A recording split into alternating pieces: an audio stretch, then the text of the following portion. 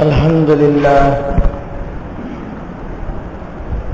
لله نحمده ونستعينه ونستغفره ونؤمن به ونتوكل عليه ونعوذ بالله من شرور أنفسنا ومن سيئات أعمالنا من يهده الله فلا مضل له ومن يضلله فلا هادي له ونشهد أن لا إله إلا الله وحده لا شريك له ونشهد أن سيدنا ومولانا محمدا عبده ورسوله وصلى الله تعالى عليه وعلى آله وأصحابه أجمعين أما بعد فأعوذ بالله من الشيطان الرجيم بسم الله الرحمن الرحيم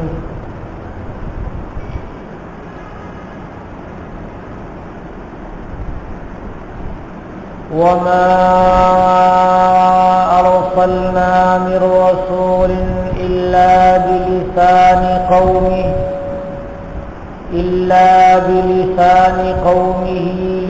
ليبين لهم فيضل الله من يشاء ويهدي من يشاء وهو العزيز الحكيم.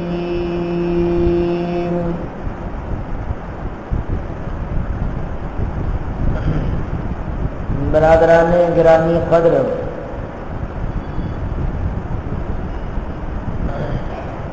اللہ تعالی براہ راست ہر انسان کو آ کر کے بتائیں کہ تم کو یہ کام کرنا ہے، تم کو یہ کام کرنا ہے، یہ اللہ تعالی کی شان عالی سے کافی گری ہوئی بات. بادشاہ الگ الگ رعایا سے جا کے نہیں کہتا ہے کہ تم کو یہ کام کرنا ہے، تم کو یہ کام کرنا ہے، بلکہ بادشاہ کا نمائندہ ہوتا ہے، بادشاہ کا ایلچی ہوتا ہے. وہ لوگوں کو بتاتا ہے کہ بادشاہ کا یہ حکم ہے اور ایسا ایسا کرنا ہے. بادشاہ کے پورے ملک میں ہر کام کے الگ الگ شعبے بٹے ہوئے ہوتے ہیں اور ہر شعبے کے لیے افراد متعین ہوتے ہیں. رب العالمین یہ احکم الحاکمین اور مالک الملوک ہیں، بادشاہوں کے بادشاہ ہیں، شہنشاہ عالی قدر ہیں. اللہ تعالی نے اپنا پیغام پہنچانے کے لیے وحی کا ذریعہ اختیار فرمایا اور انبیاء کرام علیہ السلام کو مخلوق کے درمیان واسطہ بنایا. اللہ تعالیٰ نے اپنا پیغام حضرت جبریل علیہ السلام کے سپرد کیا. حضرت جبریل علیہ السلام نے انبیاء کرام کو اللہ کے احکام پہنچائے اور پھر انبیاء کرام نے اپنی اپنی امت کو اللہ تعالیٰ کا پیغام پہنچایا. اللہ نے انسانوں کی مصلحت کے لیے پچھلے انبیاء کرام علیہ السلام میں ایک بہت بڑا کام کیا. وہ کام تھا اللہ رب العالمین کا کہ ہر قوم میں جو نبی بھیجتے تھے اسی قوم کی زبان میں بھیجتے تھے. مثلا قوم کی زبان عبرانی ہے جس کو عبرو کہتے ہیں، تو اس قوم میں ایسے نبی کو بھیجے جو عبرانی زبان جانتے ہیں. تو اللہ کا پیغام انہی کی زبان میں ان کو پہنچایا. جو سریانی زبان جانتے تھے اللہ تعالیٰ نے ان کے اندر اسی زبان کے جاننے والے نبی کو بھیجا. اسی طرح سے رب العالمین نے ہر قوم میں الگ الگ انبیاء کرام علیہم الصلاۃ والسلام کو بھیجا.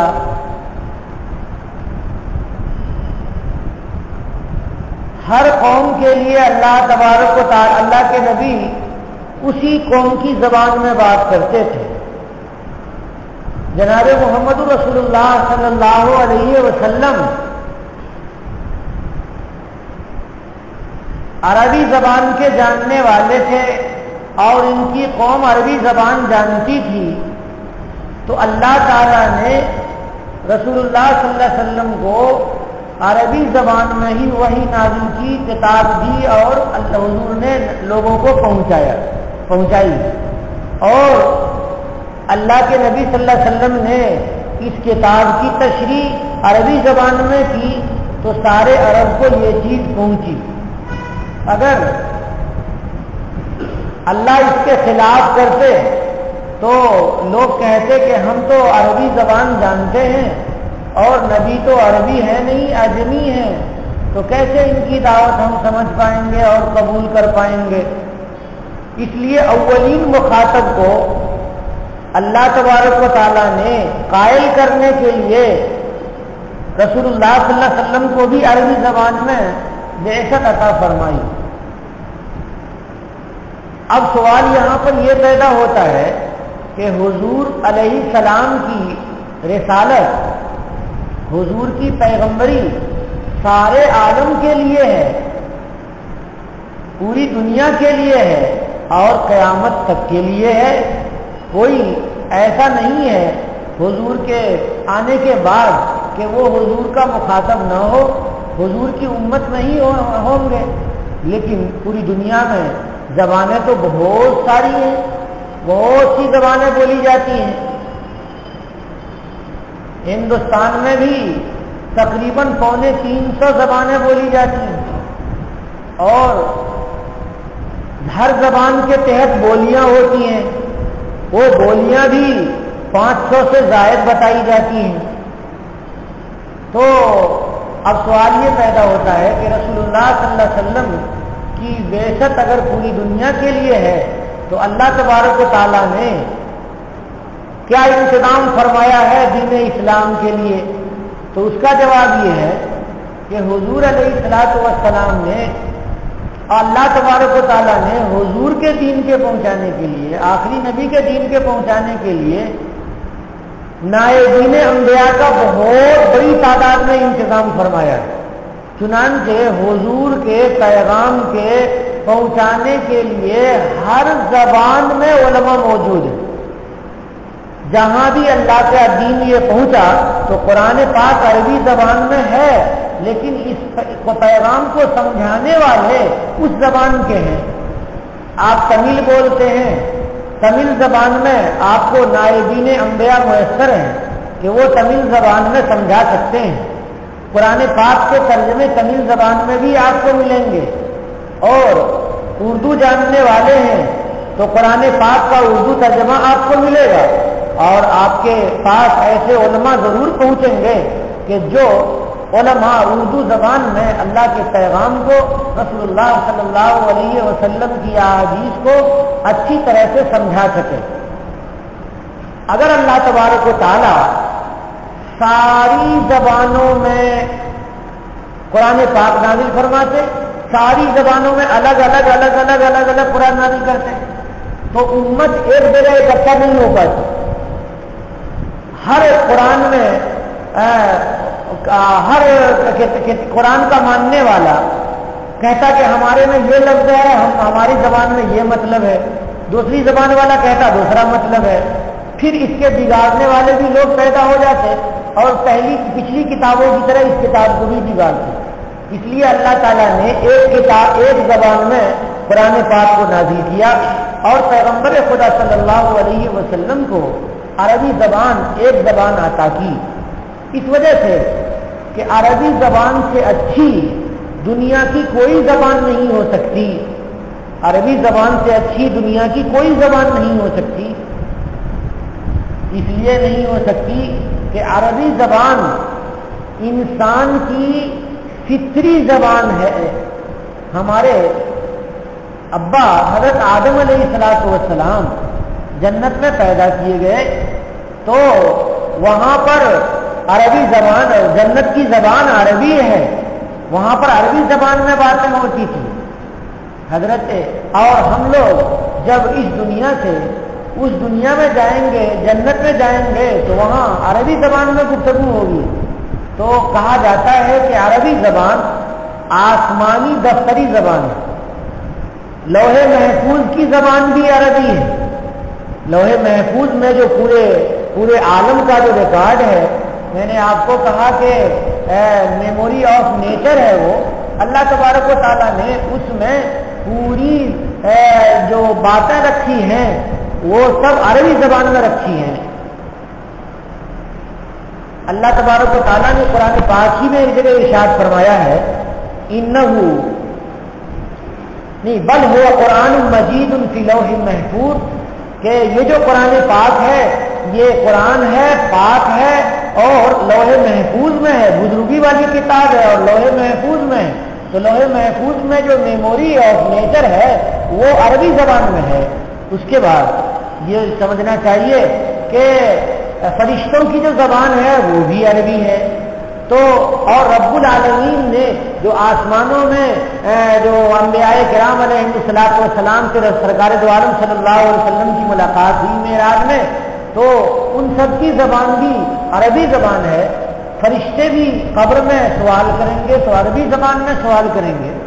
اب سوال بھی پیدا ہوگا آپ کے ذہن میں کہ ہم لوگ تو عربی جانتے نہیں ہیں اور قبر میں فرشتہ آئے گا تو وہ عربی زبان میں پوچھے گا، تو ہم تمل میں جواب دیں گے یا ہم پوچھیں گے کہ بھئی تم تمل میں بولو تو ہم تمہیں تمل میں جواب دیں؟ ہم تو اردو جانتے ہیں تو اردو میں بولو تو اردو میں جواب دیں. اس کا جواب یہ ہے کہ یہ جو زبان ہے اس دنیا میں ہم نے ماں باپ سے سیکھی ہے زبان، اور معاشرے سے اپنے گھر میں سے ہم نے یہ زبان سیکھی ہے. جب اس دنیا سے آنکھ بند کر کے اس دنیا میں جائیں گے تو ایٹومیٹک ہماری جو زبان ہے وہ عربی زبان ہو جائے گی، وہ بدل جائے گی. عربی زبان وہاں پر ہو جائے گی ہماری، جیسے اللہ تعالیٰ نے ہمارے حافظے میں یہاں کی زبان دے رکھی ہے. تو جب ہم قیامت میں ہم جب برزخ کے اس میں ہوں گے، مرحلے میں ہوں گے، تو اللہ تبارک و تعالیٰ ہماری زبان عربی کر دیں گے، وہ بالکل میموری کو بدل دیں گے. جیسے ہم اپنے پاس موبائل رکھتے ہیں تو جو کی بورڈ ہے اس میں ہم اپنی زبان رکھتے ہیں، چاہے اردو ہو، عربی ہو، فارسی ہو، اور ہمیں کسی اور زبان کی ضرورت پڑتی ہے تو ہم اسی کی بورڈ میں کھولتے ہیں نیٹ اور وہاں پر جس زبان کو لینا ہے اس پہ نشان لگا دیتے ہیں تو وہ زبان آ جاتی ہے. اور موبائل کی پوری زبان بدلنی ہے تو اس کے لیے بھی آپشن ہے، لینگویج پہ دبا دیتے ہیں تو پورے موبائل کی زبان بدل جاتی ہے. تو جس طرح سے موبائل میں ایک بار چھونے سے پورے موبائل کا فنکشن دوسری زبان میں ہو جاتا ہے یا کی بورڈ کا فنکشن زبان بدل لیتا ہے، تو ایسے ہی جب موت آ جائے گی اور قبر میں چلے جائیں گے تو اللہ تبارک و تعالیٰ وہ فنکشن کو چینج کر دیں گے. تو وہ چینج کرنے کی وجہ سے ہم بھی عربی زبان بولنے لگیں گے اور جنت میں بھی ہم عربی زبان بولیں گے. رسول اللہ صلی اللہ علیہ وسلم عربی زبان جاننے والے تھے. ہم خواب میں رسول اللہ صلی اللہ علیہ وسلم کو دیکھتے ہیں تو ہم سے جو بات ہوتی ہے وہ اردو زبان میں ہو جاتی ہے. کیوں کہ خواب وہ الگ دنیا ہے، خواب الگ دنیا ہے. اس دنیا میں کی زبان بھی الگ ہے، لینگویج بھی الگ ہے. تو مرنے کے بعد بھی اللہ تبارک و تعالیٰ عربی زبان کر دیں گے. اللہ کے نبی صلی اللہ علیہ وسلم نے ایک حدیث شریف میں ارشاد فرمایا، احب العرب لثلاث لانی عربی والقرآن عربی وکلام اہل الجنت عربی. فرمایا رسول اللہ صلی اللہ علیہ وسلم نے کہ عرب سے محبت رکھو. اس لیے محبت رکھو، تین چیزوں کی وجہ سے عرب سے محبت کرو. کیوں کیونکہ وہ عربی زبان بولتے ہیں تو محبت ان سے ہوگی. لأنی عربی، کیونکہ میں عربی ہوں، میں تمہارا پیغمبر ہوں اور میری زبان عربی ہے، تو تم لوگ بھی عرب سے محبت کرو میری وجہ سے کہ میں عربی ہوں اور میری زبان عربی ہے، تو عربی بولنے والوں کو پسند کرو. ایک بات بتاتا ہوں درمیان میں، اللہ تبارک و تعالیٰ نے آپ کی دعاؤں کی برکت سے عمرے کی سعادت نصیب فرمائی ایک مرتبہ. تو مدینہ جدہ پہنچے تو وہاں تو ہمارے دوست احباب تھے اردو بولنے والے. وہاں سے مدینہ پاک پہنچے تو مدینہ پاک میں بہت سے لوگ عربی ہی بولنے والے تھے، اردو بولنے والے اکا دکا ملتے تھے. جو عمرہ کرنے والے لوگ تھے وہاں کے رہنے والے سارے عربی. تو میں نے دو کا شکریہ ادا کیا. کیوں؟ ایک تو ہمارے ماں باپ ہیں ان کا ہم نے شکریہ ادا کیا، اور ان سے پہلے اللہ تبارک و تعالیٰ کا شکریہ ادا کیا. پہلے ماں باپ کا شکریہ ادا کیا، ان سے پہلے میں نے اللہ تعالیٰ کا شکریہ ادا کیا کہ اے اللہ تیرا بڑا ہی کرم ہے کہ تو نے عربی زبان ہمیں عطا فرما دی. ہم لوگ مدرسے میں عربی زبان پڑھتے ہیں، عربی میں پڑھاتے ہیں، عربی کی کتابیں پڑھاتے ہیں، اور رسول اللہ صلی اللہ علیہ وسلم کی زبان کے جملے بنواتے ہیں اور طلبہ بولتے ہیں اور ہم بلواتے ہیں. آپ اسکول میں کالج میں انگریزی ہے تو ہمارے یہاں مدرسے میں عربی کا غلبہ ہے. یہاں میڈیم اوپر جا کر کے آپ انگریزی کر لیتے ہیں.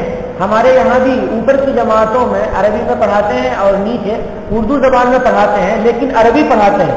اور عربی اتنی پڑھاتے ہیں کہ ہم اگر طلبہ سے اردو میں بولیں تب بھی وہ سمجھتے رہتے ہیں، اور جب ہم عربی میں بولتے ہیں تب بھی ہمارے طلبہ سمجھتے رہتے ہیں. میں حیدرآباد میں تھا تو تفسیر کا سبق عربی میں پڑھا دیتا تھا، اور تخصص تفسیر کے طلبہ تھے تو ایک کیرلا کا طالب علم تھا، وہ اردو کم سمجھتا تھا، عربی زیادہ سمجھتا تھا، تو سبق عربی میں پڑھاتا تھا. تو غرض یہ کہ عربی زبان اللہ تعالیٰ نے ہمیں عطا فرمائی، اور ہمارے ماں باپ نے ہمیں اسکول کالج میں نہیں پڑھایا، مدرسے میں پڑھایا. اور مدرسے میں اگر وہ نہیں پڑھاتے مدرسے میں تو ہمیں عربی زبان آتی نہیں. تو اب مدینہ پاک میں جہاں چاہتا تھا وہ وہاں چلا جاتا تھا. مسجد نبوی میں بھی جن سے چاہتا تھا ان سے باتیں کرتا تھا عربی زبان میں. اور سب سے زیادہ خوشی کیا ہوئی کہ ایک ایک عبادت ہم کرتے ہیں اور کرتے تھے تو عربی میں سمجھ کر کے کرتے تھے کہ نماز پڑھ رہا ہوں تو کیا کیا پڑھ رہا ہوں، اور دعا کر رہا ہوں تو کیا کیا کر رہا ہوں، رسول اللہ صلی اللہ علیہ وسلم کے سامنے سلام پڑھ رہا ہوں تو کیا کیا کہہ رہا ہوں، اور جنت البقیع میں جا کر کے دعائے مغفرت کر رہا ہوں تو کیا کیا کر رہا ہوں. خانہ کعبہ کے طواف کے وقت میں مکہ مکرمہ میں خانہ کعبہ کے طواف کے وقت میں خوب دعائیں قبول ہوتی ہیں اور بہت دعائیں کی جاتی ہیں. تو بہت سے لوگ افریقہ وغیرہ کے اور ملیشیا انڈونیشیا وغیرہ کے رہنے والے تھے، تو وہ زبان کچھ بھی ہے مگر وہ عربی زبان میں دعا کرتے تھے. میں سمجھتا ہوں کہ اکثر لوگ اس میں سمجھتے نہیں تھے. وہ پوری ٹولی بدھی ہوئی ہوتی ہے، 15-20 آدمی کی، 10 آدمی کی، 8 آدمی کی، اور ایک آدمی دعا پڑھتا رہتا ہے اللہم اغفر لی، تو سارے لوگ کہتے ہیں اللہم اغفر لی، اور یہ پتہ نہیں چلتا کہ ہم نے دعا میں کیا مانگ لیا. تو جو سامنے والا مانگ رہا ہے اللہ میں وہی مانگ رہا ہوں، اچھی بات ہوگی تو قبول فرما لے، اس طرح کی نیت ہوتی ہے. اور اللہ تعالیٰ وہ بھی قبول فرماتے ہیں. میں یہ نہیں کہتا ہوں کہ اللہ چھوڑ دیتے ہیں قبول نہیں کرتے ہیں، لیکن جو دعا سمجھ کر کے ہوتی ہے، دل کی گہرائیوں کے ساتھ ہوتی ہے، عربی زبان میں اللہ کے نبی صلی اللہ علیہ وسلم کی ہوئی دعائیں.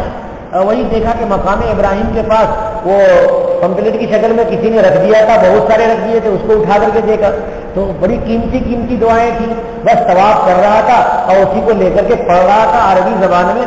کتنا لطف آیا عبادت میں، کتنا لطف آیا دعا کرنے میں، کتنا لطف آیا قرآن پاک کے پڑھنے میں کہ قرآن لے کر کے بیٹھ گیا. ہمارے جو دوست تھے انہوں نے کہا کہ آج جا رہے ہو مدینہ، کل واپس آنا ہے. میں نے کہا یار اتنے جلدی سے واپس آنا ہے تو جی نہیں بھرے گا. تو پھر بھی میں نے کیا کوشش یہ کی کہ چلو یہ مدینہ میں قرآن پاک نازل ہوا ہے تو قرآن کی تلاوت کرتا ہوں. تو تھوڑی سی رفتار بڑھا کر کے قرآن پاک پوری پڑھ ڈالا، پورا ختم کر دیا قرآن. پھر معلوم یہ ہوا کہ نہیں، تم وہیں 1 ہفتہ رہنا چاہتے ہو تو 1 ہفتہ رہو. مجھے میرا جی خوش ہوا اور 1 ہفتہ وہاں پر رہا. اب میں نے سوچا کہ قرآن پاک کو تفصیل کے ساتھ پڑھنا ہے، سمجھ کر کے پڑھنا ہے. جو حصہ قرآن پاک کا مدینہ پاک میں نازل ہوا وہ سارا حصہ تلاش کر کے، اور قرآن ہے ہمیں ترجمہ سمجھنے کے لیے الگ سے ضرورت نہیں پڑتی ہے، تو ترجمہ قرآن پڑھ رہا ہوں، سمجھتا چلا جا رہا ہوں. ایک بات تفسیریں وہاں پہ رکھی رہتی ہیں، تفسیر الميسر رکھی ہوئی تھی، اس کو دیکھ لیتا تھا. موبائل میں جلالین شریف اور بعض دوسری کتابیں رکھی رہتی تھی، کہیں پر کنفیوژن ہو تو اس کو دیکھ لیتا تھا. اتنا اچھا لگا مت پوچھیے، اتنا بڑا، اتنا لطف کو میں بیان کرنا چاہتا ہوں، اتنے بڑے لطف کو بیان کرنا چاہتا ہوں کہ الفاظ نہیں ہے ان کے لیے. کہ بیٹھا ہوں اور مسجد نبوی میں بیٹھا ہوں، معلوم یہ ہوا کہ یہ آیت نازل ہوئی اور حضور یہاں تشریف فرما تھے اور صحابہ کرام ایسے بیٹھے ہوئے تھے اور حضور آیت سنا رہے ہیں اور صحابہ کرام اس سے لطف لے رہے ہیں. یہ آیت حضور سنا رہے ہیں منبر پہ کھڑے ہو کر کے، اور صحابہ کرام ادھر کچھ بیپاری بیچنے والا آیا، وہ دیکھو کہ لوگ اٹھ کر کے چلے جا رہے ہیں، تو اللہ تعالیٰ نے دوسری آیت نازل فرمائی کہ یہ کیوں چھوڑ کر کے چلے جا رہے ہیں، دنیا کی تجارت سے بہتر تو آخرت رسول اللہ صلی اللہ علیہ وسلم کی مجلس ہے اور قرآن پاک کی مجلس اور حضور کی چیزیں ہیں. اب وہ صحابہ کرام آ رہے ہیں، یہ حضور بیٹھے ہوئے، وہ باب جبریل سے حضرت جبریل آ رہے ہیں اور یہ مضمون سمجھا رہے ہیں. حضرت عائشہ کا حجرہ ہے یہاں پر، اور سرکار دو عالم صلی اللہ علیہ وسلم اس حجرے سے تشریف لا رہے ہیں. ابھی وہی نازل ہوئی، وہی حجرہ ہے کہ جس میں رہتے ہوئے حضرت جبریل آتے تھے اور وہی نازل ہوتی تھی. اتنا اچھا لگتا تھا، اتنا لطف آتا تھا ان آیتوں کو پڑھ کر کے، ان مضمونوں کو پڑھ کر کے، اور وہ تاریخ اور سیرت کو دھیان میں رکھ کر کے بہت لطف آتا تھا. میں کسی گائیڈ وائڈ کی ضرورت نہیں تھی.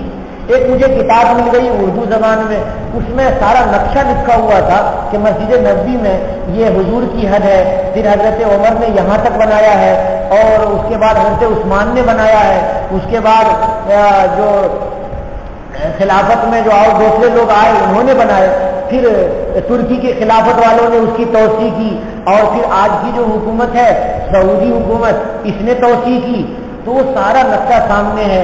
حضور کا حجرہ ادھر ہے، حضرت عائشہ کا، حضرت حفصہ کا ادھر ہے، حضرت زینب اور ان کا سارا نقشہ لکھا ہوا.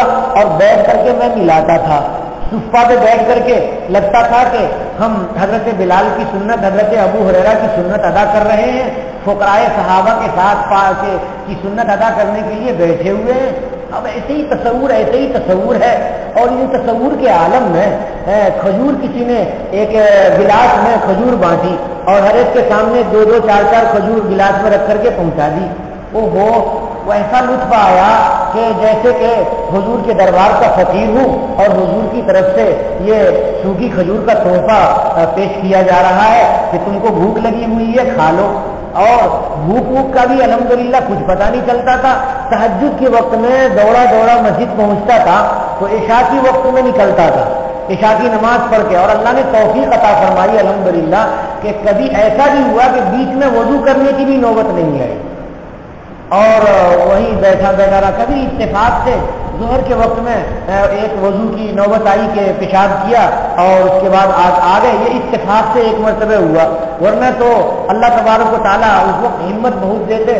کوئی اور چیز اچھی نہیں لگتی تھی جو حضور کی باتوں میں، رسول اللہ تبارک و تعالیٰ کی کتابوں میں لگ کر کے جو لطف آیا وہ صرف عربی زبان کے جاننے کی وجہ سے اور دینی علم کے پڑھنے کی وجہ سے. میرے دوستوں بھائیوں، یہ لطف ان لوگوں کو نہیں حاصل ہو سکتا ہے، 1000 بار کہتا ہوں نہیں حاصل ہو سکتا ہے، جو عربی زبان نہیں جانتے ہیں اور جنہوں نے عربی زبان میں خالص علم کا دین حاصل نہیں کیا ہے اور اردو زبان جانتے ہیں یا دوسری زبان جانتے ہیں. تو آپ غور کیجئے کہ نماز پڑھتے ہیں تو نماز سمجھ میں آتی ہے، تھوڑے تھوڑے الفاظ سمجھ میں آتے ہیں، کئی کے الفاظ سمجھ میں آتے ہیں، اللہ رحمان ہے اور رحیم ہے اور اللہ کی تعریف ہو رہی ہے، بس اتنا ہی. لیکن جو عربی سے جانتا ہے اس کو جو نماز میں لطف آتا ہے وہ غیر عربی کو نہیں آ سکتا ہے. تو اللہ تبارک و تعالیٰ نے رسول اللہ صلی اللہ علیہ وسلم کو عربی زبان عنایت فرمائی, عربی زبان میں شریعت عنایت فرمائی, اور پھر اس شریعت کے پھیلانے کے لیے اللہ تعالیٰ نے علماء امت کو پیدا کیا کہ جو عربی زبان جانتے ہیں اور اردو زبان میں اور اس کے اپنے علاقائی زبان میں وہ قرآن پاک کی تفسیر اور اللہ کے دین کو اور حضور کی احادیث کو پہنچاتے ہیں. اللہ کے نبی صلی اللہ علیہ وسلم نے فرمایا احب العرب لثلاث, عرب سے 3 چیزوں کی وجہ سے محبت کرو. لأنی عربی, اس لیے کہ میں عربی ہوں. والقرآن عربی, اور یہ جو قرآن ہے وہ بھی عربی ہے. وکلام اہل الجنت عربی, اور جنت کے لوگوں کی جو باتیں ہیں وہ بھی عربی میں ہیں. تو اس لیے عربی سے اور عرب سے محبت کرو, یہ رسول اللہ صلی اللہ علیہ وسلم نے ارشاد فرمایا. تو میں یہ کہہ رہا تھا کہ اللہ تبارک و تعالیٰ نے ہر علاقے کے نبی کو ہر علاقے کی زبان دی, اور ہمارے نبی صلی اللہ علیہ وسلم کو عربی زبان دی, جس زبان سے اونچی اور اچھی زبان کوئی نہیں ہو سکتی. قرآن کو تحریف سے محفوظ رکھنے کے لیے, تبدیل سے محفوظ رکھنے کے لیے اللہ تبارک و تعالیٰ نے عربی زبان میں نازل کیا, اور ایک امت کو اکٹھا کرنے کے لیے, متحد رکھنے کے لیے, ایک پلیٹ فارم پہ رکھنے کے لیے اللہ نے ایک کتاب عطا کی تاکہ امت متحد رہے. اور ہر امت کو اللہ کی بات پہنچانے کے لیے اللہ تعالیٰ نے امت کے لیے نائبین عطا فرمائے, انبیاء کے نائبین علماء عطا فرمائے کہ جنہوں نے قرآن کے پاک کا مضمون ہر جگہ پہنچایا. اللہ فرماتے ہیں وما ارسلنا من رسول الا بلسان قومه, ہم نے نہیں بھیجا کسی رسول کو مگر ان کی قوم کی زبان میں. ہم نے ہر نبی کو ان کی قوم کی زبان میں مبعوث کیا اور بھیجا. کاہے بھیجا؟ لیبین لہم, تاکہ دین کی بات کو کھول کر کے بیان کریں. لیبین لہم, تاکہ ان کے سامنے دین کی باتوں کو کھول کر کے بیان فرمائیں. لیکن اس کے باوجود لوگوں نے مخالفتیں کی اور پچھلے انبیاء کرام علیہ الصلوۃ والسلام کو بھی نہیں مانا اور رسول اللہ صلی اللہ علیہ وسلم کو بھی نہیں مانا. تو اللہ تبارک و تعالیٰ کہتے ہیں اب اللہ کی کوئی غلطی نہیں ہے, اللہ تعالیٰ نے اپنا کام پورا کر دیا ہے. فَيُضِلُّ اللَّهُ مَن يَشَاءُ وَيَهْدِي مَن يَشَاءُ, اللہ گمراہ کرتے ہیں جس کو چاہتے ہیں اور ہدایت دیتے ہیں جس کو چاہتے ہیں. یعنی اللہ نے اپنا کام کر دیا اور بندے نے ہدایت پانے کا ارادہ نہیں کیا تو اب بندہ گمراہ ہو رہا ہے. اور کیونکہ ہر خیر اور شر کی نسبت رب العالمین کی طرف ہی ہے, اس لیے ہر عمل کی نسبت اللہ تبارک و تعالیٰ کی طرف ہے. ادب اور احترام کے لیے آدمی کوئی اور چیز کی افعال شر کی نسبت اللہ کی طرف نہیں کرتا ہے, ورنہ تو سارے افعال کے خالق اللہ تبارک و تعالیٰ ہیں.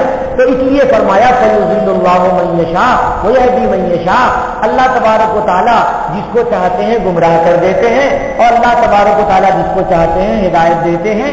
وَهُوَ الْعَزِيزُ الْحَكِيمُ, اللہ تبارک و تعالیٰ غالب ہیں اور اللہ تبارک و تعالیٰ حکمت والے ہیں.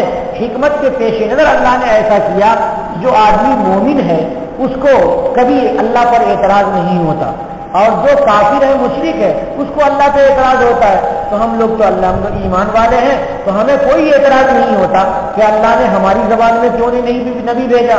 ہم کہتے ہیں ہماری زبان میں نہیں بھیجا مگر ہم تو عربی زبان کا ترجمہ سمجھتے ہیں اور اس کے ذریعے سے ہم اللہ کی ہدایت پہ عمل کر لیتے ہیں اور انبیاء اور علماء کرام ہمیں سمجھاتے ہیں.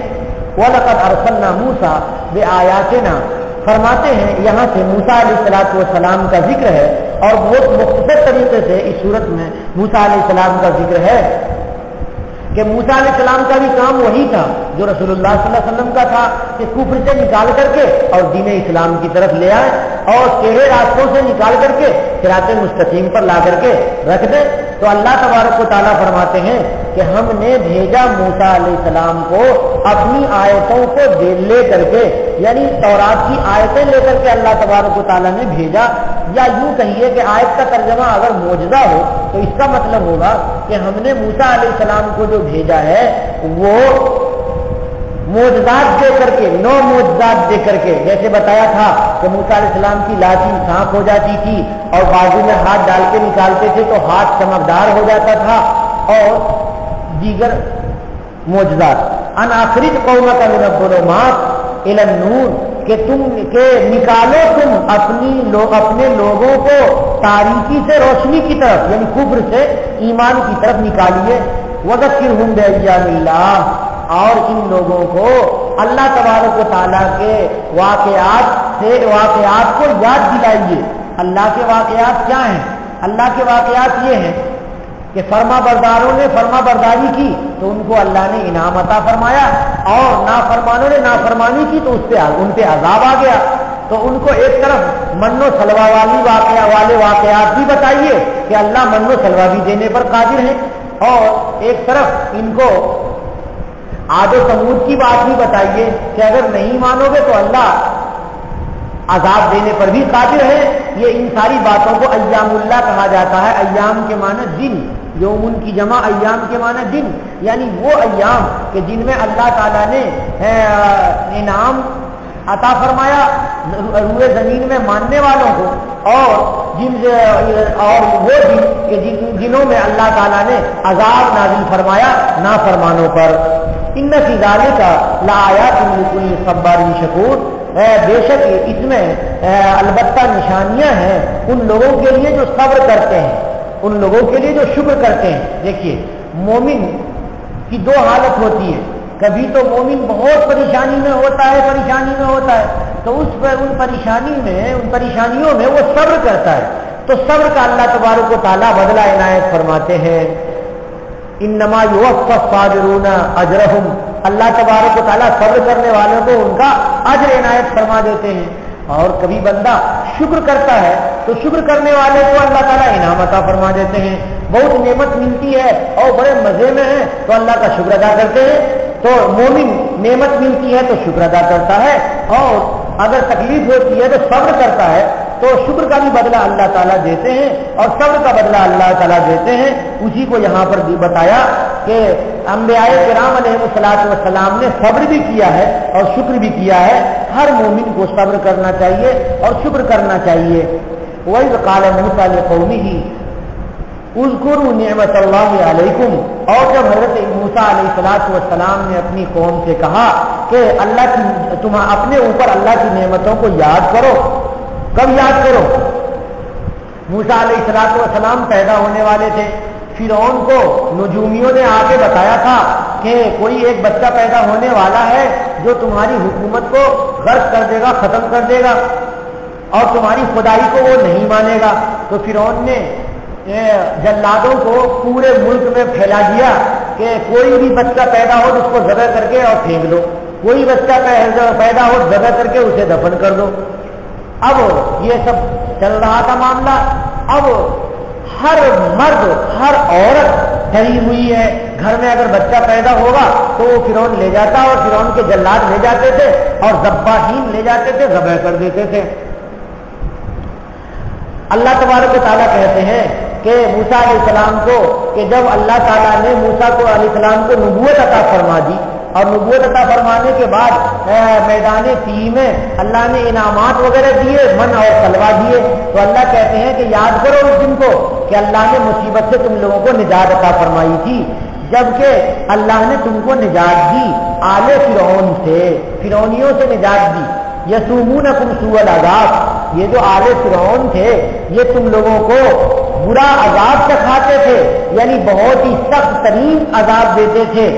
کیا کرتے تھے؟ وَيُذَبِّحُونَ أَبْنَاءَكُمْ، عذاب دیتے تھے۔ اس کا ایک مطلب یہ ہے کہ بہت نوکری کرواتے تھے اور پیسے نہیں دیتے تھے یا کم پیسے دیتے تھے، لکڑی کٹواتے تھے اور کنویں کھودواتے تھے اور عمارتیں بنواتے تھے اور بہت زیادہ ذلیل کرتے تھے۔ وَيُذَبِّحُونَ أَبْنَاءَكُمْ، اور تمہارے بیٹوں کو ذبح کر دیتے تھے۔ وَيَسْتَحْيُونَ نِسَاءَكُمْ، اور تمہاری عورتوں کو زندہ رکھتے تھے یعنی چھوڑ دیتے تھے، بچیوں کو نہیں قتل کرتے تھے، بچوں کو قتل کرتے تھے۔ اب زمانہ الٹ گیا ہے، آپ لوگ بچیوں کو قتل کرتے ہیں، بچوں کو نہیں قتل کرتے ہیں، لیکن قتل بہرحال قتل ہے، وہ بھی فرعون کا کام ہے، یہ بھی فرعون کا کام ہے۔ وہ اس زمانے کے فرعون کا کام تھا اور اس زمانے کے فرعون کا کام ہے. پہلے فرعون ایک تھا اور آج ہر ایک فرعون بنا ہوا ہے. وہ سوچتا ہے کہ بیٹی آ گئی تو جہیز دینا پڑے گا، سوچتا ہے کہ بیٹی آ گئی تو اسے کھلانا پڑے گا اور بیٹا تو کما کر کے کھلائے گا. اس کا مطلب یہ ہے کہ اصل دنیا ہے سامنے، دنیا کے علاوہ کوئی اور چیز دماغ میں نہیں پھر رہی ہے. ایک صاحب نے اپنی بیوی کو کہا کہ آپریشن کرا لو، فیملی پلاننگ کرا لو، اور نہیں تو میں طلاق دے دوں گا. کیوں بھائی؟ تو ایک ہی بیٹا اور ایک ہی بیٹی ہمارے لیے کافی ہے اور نہیں چاہیے، اور کون کھلائیں گے کہاں سے؟ لا حول ولا قوت الا باللہ. تم پیدا ہوئے، تم کو کس نے کھلایا؟ اور تم کو اگر باپ ماں ختم کر دیتے تو تم کہاں سے آ جاتے؟ تم اگلی نسل کو کیوں ختم کر رہے ہو؟ یہ چھوٹے چھوٹے فرعون ہیں. پہلے ایک بڑا فرعون تھا، پھر صورت بدل گئی ہے فرعون کی. وَفِي ذَلِكُمْ بَلَاءٌ مِّن رَّبِّكُمْ عَظِيمٌ. اس میں تمہارے لیے آزمائش ہے، تمہارے بڑی آزمائش ہے تمہارے رب کی طرف سے. بلاء عظیم من ربکم، کہ تمہارے رب کی طرف سے بہت بڑی آزمائش ہے. یعنی اللہ تعالیٰ نے جو تم کو مصیبت میں ڈالا تھا تو اس مصیبت میں بھی صبر کرتے تو تمہیں ثواب ملتا. بہرحال مصیبت کسی طرح سے ختم ہو گئی. اب جو اللہ نے تم کو نعمت دی ہے، اس نعمت کو تو یاد کرو کہ موسیٰ علیہ السلام کو نبی بنا کر کے تمہارے درمیان مبعوث کیا ہے اور فرعون کے مصر سے نکال کر کے تم کو شام کے علاقے میں ڈال دیا اللہ تعالیٰ نے. تو ہر مصیبت سے بچ گئے تو اللہ کی عبادت تو کرو. وَإِذْ تَعَذَّنَ رَبُّكُمْ لَئِن شَكَرْتُمْ لَأَزِيدَنَّكُمْ وَلَئِن كَفَرْتُمْ إِنَّ عَذَابِي لَشَدِيدٌ. اب آگے بتاتے ہیں کہ اگر اللہ کا شکر ادا کیا جائے تو شکر پہ نعمت ضرور بڑھ جاتی ہے. جو بھی نعمت اللہ کی ملے اس پہ اللہ کا شکر ادا کرنا چاہیے. ہر نعمت کو یاد کرے اور کہے اللہم لک الحمد ولک الشکر.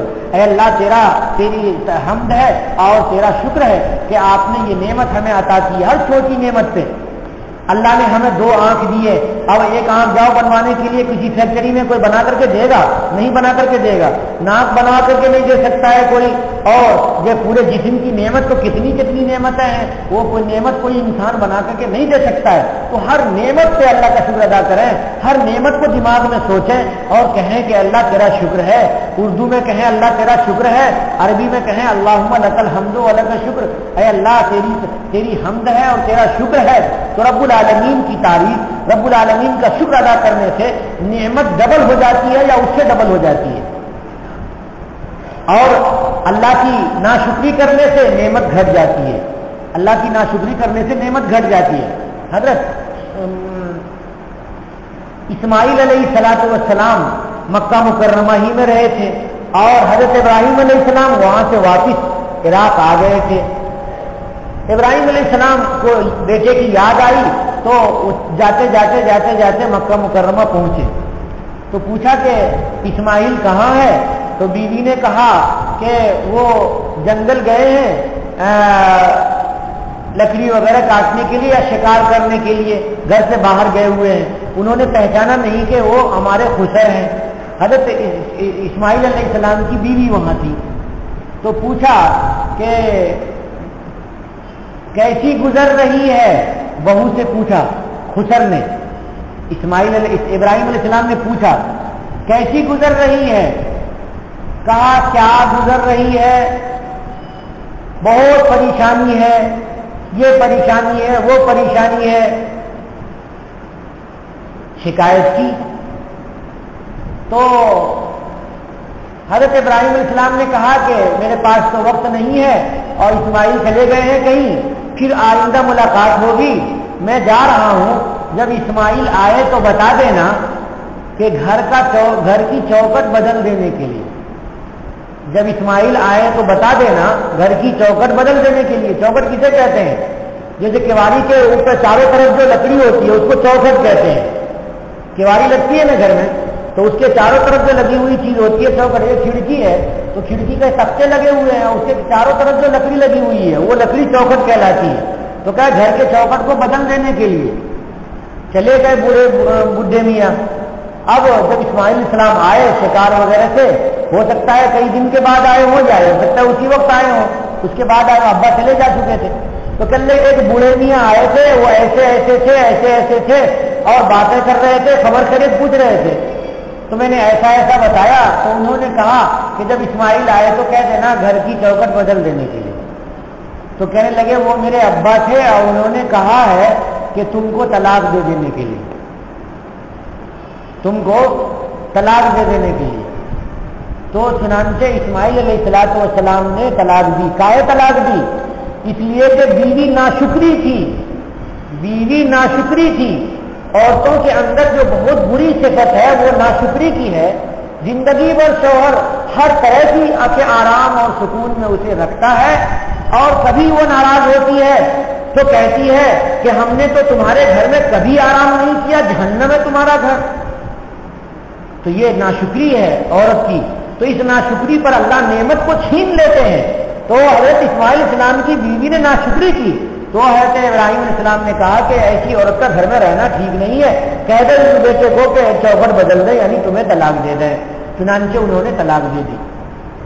دوسری شادی کی. دوسری بیوی تھی قبیلہ جرہم کے لوگ وہاں پر بسے ہوئے تھے.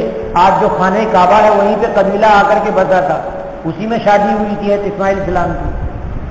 تو پھر ابراہیم علیہ السلام گھومتے گھومتے پہنچے. اتفاق سے دوسری بیوی سے ملاقات ہوئی تو ان سے پوچھا کہ اسماعیل کہاں ہے؟ تو کہا کہ باہر گئے ہوئے ہیں کام سے. تو تمہارا حال کیا ہے؟ الحمدللہ ٹھیک ہوں. تو رہنا سہنا کیسا ہو رہا ہے؟ کہ بہت اچھا ہو رہا ہے. اللہ تبارک و تعالیٰ اپنی نعمت دے دیتے ہیں، کھا لیتی ہوں اور آرام میں رہتی ہوں، اللہ کی عبادت کرتی ہوں. یہ جو گھر ہے اللہ رب العالمین کا گھر ہے. کہتے ہیں کہ وہ جو حتیم ہے خانہ کعبہ کے ایک طرف جو آپ دیکھتے ہیں حتیم یعنی گھیری ہوئی جگہ جو ہے خانہ کعبہ کے جدھر سے پرنالہ پہ پانی گرتا ہے اسی جو گھیری ہوئی جگہ ہے وہ حتیم ہے. تو بعض لوگ کہتے ہیں کہ حضرت اسماعیل علیہ السلام کی قبر اسی میں موجود ہے، اسی میں گھر تھا اور بکری وغیرہ اس میں باندھا کرتے تھے. غرض کے کہ کہنے والے لوگ کہتے ہیں کوئی حدیث قرآن میں لکھی ہوئی بات نہیں ہے، تاریخی بات لوگ بولتے ہیں. غرض یہ کہ انہوں نے بتایا کہ میں بہت مزے میں ہوں، اللہ کا شکر ادا کرتی ہوں، کھاتی ہوں اور اللہ کی نماز پڑھتی ہوں، ہماری حالت بہت اچھی ہے. تو کہنے لگے کہ اسماعیل آئے تو بتا دینا کہ گھر کی چوکھٹ برقرار رکھنے کے لیے، گھر کی چوکھٹ باقی رکھنے کے لیے. تو حضرت اسماعیل علیہ السلام آئے تو بیوی سے خبر خبر پوچھی تو کہا کہ ایسے ایسے بڈھے میاں آئے تھے، انہوں نے ایسا ایسا کہا ہے. کہا الحمدللہ کہ ابا خوش ہو کر کے گئے اور تم کو ہمارے نکاح میں باقی رکھنے کے لیے کہا ہے، اس لیے کہ تو شکر گزار عورت ہے اور وہ ناشکری تھی، اس لیے ابا آئے تھے اور طلاق دینے کا حکم دیا تھا، اس لیے میں نے اس کو طلاق دے دی. یہ حضرت اسماعیل علیہ السلام حضرت ابراہیم علیہ السلام کا قصے میں ہے. تو بھائیوں جب نعمت ملے اللہ کی تو کہو اللہ کا شکر، ہر نعمت پہ اللہ کا شکر. یہ نماز پڑھتے ہیں نا تو ہر رکعت میں الحمدللہ پڑھتے ہیں کہ ایک رکعت آپ رکوع کیا، سجدہ کیا، تسبیحات پڑھی تو اللہ نے دوسری رکعت کا موقع عنایت فرما دیا تو پھر آدمی کہتا ہے الحمدللہ. کیوں؟ اللہ قادر ہے کہ سجدے میں جائے تو روح قبض ہو جائے، رکوع میں رہے تو روح قبض ہو جائے، لیکن اللہ عبادت کا بار بار موقع دے رہے ہیں تو بار بار الحمد ہے، بار بار الحمد ہے. یہ الحمد یہ سورت سکھا رہی ہے ہمیں کہ ہم اللہ تبارک و تعالیٰ کا شکریہ ادا کرتے رہیں، بار بار شکریہ ادا کرتے رہیں. تو جو نعمت ملے اس پر اللہ کا شکر ادا کریں. وَإِذْ تَعَذَّنَ رَبُّكُمْ، اور جب اجازت کی یعنی حکم فرمایا آپ کے رب نے. کیا حکم فرمایا؟ آپ کے رب نے حکم فرمایا لئن شکرتم لازیدنکم، اگر تم شکریہ ادا کرو گے تو ضرور بھی ضرور میں تمہیں اضافہ کر کے دوں گا. جب تم شکریہ ادا کرو گے تو میں اضافہ کر کے دوں گا، بڑھا کر کے دوں گا. دیکھیے اللہ تعالیٰ کیا کہہ رہے ہیں؟ لام لا ازیدنکم، لام کے معنی ضرور، اور لا ازیدن میں نون ہے، نون کے معنی بھی ضرور ضرور، یعنی کئی مرتبہ اللہ کہہ رہے ہیں تاکہ بندہ یقین کر لے، تاکہ بندہ یقین کر لے. آدمی سوچے گا کہ ہمیں اللہ تعالیٰ نے پیسہ دیا ہے اور کہتے ہیں خرچ کرنے کے لیے، خرچ کرنے کا جی نہیں چاہ رہا. نہیں، خرچ کریں اور کہ اے اللہ تیرا شکر ہے کہ خرچ کرنے کا موقع عنایت فرما دیا. اور اے لینے والے تیرا شکر ہے کہ تو نے زکات کو مصرف میں پہنچانے کا موقع دے دیا، ورنہ تو اگر اللہ زکات قبول نہیں کرتے تو کیا ہو جاتا، بہت بڑی پریشانی لاحق ہو جائے گی جب اللہ زکات نہیں قبول کریں گے تو۔ وہ صحابہ کرام کے زمانے میں بھی ایک آدمی کا بہت لمبا سا واقعہ ہے، اس کو نہیں بولوں گا میں، بعد میں جب موقع ملے گا تو بتاؤں گا۔ وَلَئِن كَفَرْتُمْ، اور اگر تم کفر کرو گے یعنی انکار کرو گے، ناشکری کرو گے، لَإِنَّ عَذَابِي لَشَدِيدٌ، تو میرا عذاب بہت سخت ہے، یعنی نافرمانی پر اللہ تعالیٰ عذاب دیں گے، ناشکری پہ اللہ عذاب دیں گے، بہت بڑی نعمت حاصل ہے۔ لیکن کہتے ہیں اب عورتیں ہیں 40 جوڑے کپڑے گھر میں رکھے ہوئے، کوئی کپڑا وپڑا اچھا ہے تمہارے لیے؟ نہیں، کہاں اچھا ہے، ایک بھی کپڑے نہیں ہیں، وہ سارے پرانے رکھے ہوئے ہیں الماریوں میں، پہننے کے لائق ہیں وہ۔ اب نئے کپڑے ہیں، اب چلو ایک جوڑا نہیں، ایک جوڑے سے کام نہیں چلتا، الوداع کے لیے الگ ہونا ہے اور عید کے لیے الگ ہونا ہے، تو الوداع کے لیے الگ دیتے، عید کے لیے الگ دیتے، کہ نہیں 3 ہونا ہے، 27ویں کے لیے بھی ایک ہونا ہے، تو بھائی 27ویں کے لیے لے لے۔ تو اور ایک کپڑے پہ نہیں مانتی ہیں، اور اس کے باوجود بھی ارے کیا کپڑا رہا ہو، فلاں کی بہو کی دیکھو کیا شاندار قسم کا کپڑا ہے، سستا کپڑا اچھا قسم کا ہے، اور تم کو دکان والے نے ٹھگ لیا، تیرا دماغ خراب رہتا ہے، کما کر کے لا کر کے اور ٹھگا کر کے چلے آتے ہو۔ یہ بیچاری عورت ایسی اصلاح کرتی رہتی ہے کہ شوہر کا دماغ پریشان رہتا ہے۔